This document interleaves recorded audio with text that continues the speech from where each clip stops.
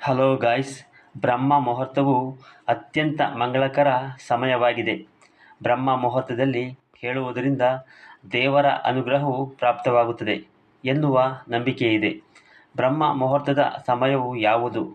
ಬ್ರಹ್ಮ ಮುಹೂರ್ತದಲ್ಲಿ ಈ ಒಂದು ಕೆಲಸ ಮಾಡಿದರೆ ನಕಾರಾತ್ಮಕತೆಯೇ ದೂರಾಗುವುದು. ಮುಂಜಾನೆಯ ಸಮಯವನ್ನು ಅತ್ಯುತ್ತಮ ಸಮಯವೆಂದು ಪರಿಗಣಿಸಲಾಗುತ್ತದೆ ಮತ್ತು ಈ ಸಮಯವು ಪ್ರತಿಯೊಬ್ಬ ವ್ಯಕ್ತಿಗೂ ಅವನ ದಿನ ಹೇಗಿರುತ್ತದೆ ಎಂಬುದನ್ನು ಹೇಳುವ ಸಮಯವಾಗಿದೆ. ಮುಂಜಾನೆ ಸಮಯದಲ್ಲಿ ಪರಿಸರವು ಧನಾತ್ಮಕ ಶಕ್ತಿಯಿಂದ ತುಂಬಿರುತ್ತದೆ. ಮುಂಜಾನೆ ಬೇಗ ಏಳುವುದು ಧಾರ್ಮಿಕ ದೃಷ್ಟಿಕೋನದಿಂದ ಮಾತ್ರವಲ್ಲ, ಆರೋಗ್ಯದ ದೃಷ್ಟಿಯಿಂದಲೂ ಹೆಚ್ಚು ಪ್ರಯೋಜನಕಾರಿಯಾಗಿದೆ. ಅಂತಹ ಪರಿಸ್ಥಿತಿಯಲ್ಲಿ ನೀವು ಪ್ರತಿದಿನ ಮುಂಜಾನೆ ಬೇಗ ಎದ್ದ ನಂತರ ಈ ಕೆಲಸಗಳನ್ನು ಮಾಡಿದರೆ ನೀವು ಜೀವನದಲ್ಲಿ ಉತ್ತಮ ಫಲಿತಾಂಶಗಳನ್ನು ಪಡೆಯುತ್ತೀರಿ. ಧಾರ್ಮಿಕ ದೃಷ್ಟಿಕೋನದಿಂದ ಮುಂಜಾನೆ ಯಾವ ಕಾರ್ಯಗಳನ್ನು ಮಾಡಬೇಕು ಎಂಬುದು ನಿಮಗೆ ತಿಳಿದಿದೆಯೇ? ಮುಂಜಾನೆ ಈ ಸಮಯದಲ್ಲಿ ಏಳಬೇಕು. ಮುಂಜಾನೆ ನಿಮಗೆ ಮನಬಂದಂತೆ ಏಳುವುದು ಸೂಕ್ತವಲ್ಲ.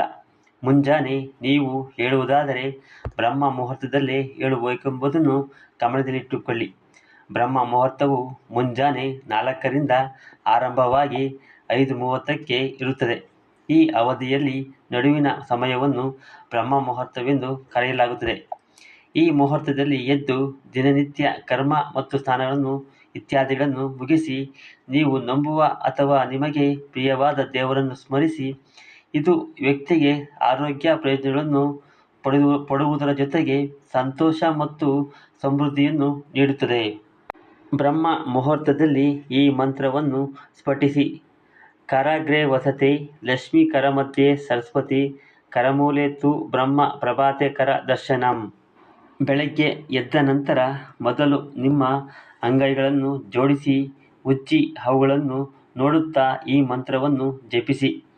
ಈ ಮಂತ್ರದ ಅರ್ಥವೇನೆಂದರೆ, ಅಂಗೈಗಳ ತುದಿಯಲ್ಲಿ ಲಕ್ಷ್ಮೀದೇವಿ, ಮಧ್ಯಭಾಗದಲ್ಲಿ ಸರಸ್ವತಿ ದೇವಿ ಮತ್ತು ಮೂಲ ಭಾಗದಲ್ಲಿ ವಿಷ್ಣುವು ನೆಲೆಸಿದ್ದಾನೆ ಮತ್ತು ಇದರ ಮೂಲಕ ನಾವು ದೇವರ ದರ್ಶನವನ್ನು ಪಡೆದುಕೊಳ್ಳಬಹುದಾಗಿದೆ. ಇದನ್ನು ಮಾಡುವುದು ಅತ್ಯಂತ ಪರಿಣಾಮಕಾರಿ ಎಂದು ಹೇಳಲಾಗಿದೆ. ಈ ಕೆಲಸವನ್ನು ಮಾಡಲೇಬೇಕು. ಬೆಳಗ್ಗೆ ಬ್ರಹ್ಮ ಮುಹೂರ್ತದಲ್ಲಿ ಎದ್ದು ಸ್ನಾನ ಮಾಡಿದ ನಂತರ ಮನೆಯ ಮೂಲೆ ಮೂಲೆಯಲ್ಲೂ ಗಂಜಲವನ್ನು ಸಿಂಪಡಿಸಿ.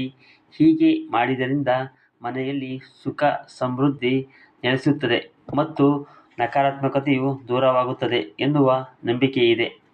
ಇದರೊಂದಿಗೆ ಸ್ನಾನದ ನಂತರ ನೀವು ಮನೆಯಲ್ಲಿ ಅರಿಶಿನವನ್ನು ನೀರಿನಲ್ಲಿ ಬೆರೆಸಿ ಆ ನೀರನ್ನು ಸಹ ಸಿಂಪಡಿಸಬಹುದು. ಇದನ್ನು ಮಾಡುವುದು ಧಾರ್ಮಿಕ ದೃಷ್ಟಿಕೋನದಿಂದ ತುಂಬಾ ಪ್ರಯೋಜನಕಾರಿ ಎಂದು ಹೇಳಲಾಗುತ್ತದೆ. ಮುಂಜಾನೆ ಅಂದರೆ ಬ್ರಹ್ಮ ಮುಹೂರ್ತದಲ್ಲಿ ಎದ್ದು ಈ ಮೇಲಿನ ಮಂತ್ರವನ್ನು ಪಠಿಸುವುದರಿಂದ ಹಾಗೂ ಈ ಒಂದು ಕೆಲಸವನ್ನು ಮಾಡುವುದರಿಂದ ಸಾಕ್ಷಾತ್ ಲಕ್ಷ್ಮೀದೇವಿಯ ಆಶೀರ್ವಾದ ನಿಮಗೆ ದೊರೆಯುತ್ತದೆ. ಹಲೋ ಗಾಯ್ಸ್, ಈ ವಿಡಿಯೋ ನಿಮಗೆ ಇಷ್ಟವಾದರೆ ಸಬ್ಸ್ಕ್ರೈಬ್ ಮಾಡಿ, ಪಕ್ಕದಲ್ಲಿ ಇರುವ ಬೆಲ್ ಐಕಾನ್ ಅನ್ನು ಒತ್ತಿ ಆಲ್ ಅಂತ ಸೆಟ್ ಮಾಡ್ಕೊಳ್ಳಿ ಮತ್ತು ನಿಮ್ಮ ಗೆಳೆಯರಿಗೆ ಶೇರ್ ಮಾಡಿ ಹಾಗೂ ಈ ಒಂದು ವಿಡಿಯೋಗೆ ಲೈಕ್ ಮಾಡಿ ಮತ್ತು ನಿಮ್ಮ ಅನಿಸಿಕೆ ಅಭಿಪ್ರಾಯವನ್ನು ಕಮೆಂಟ್ ಮಾಡಿ.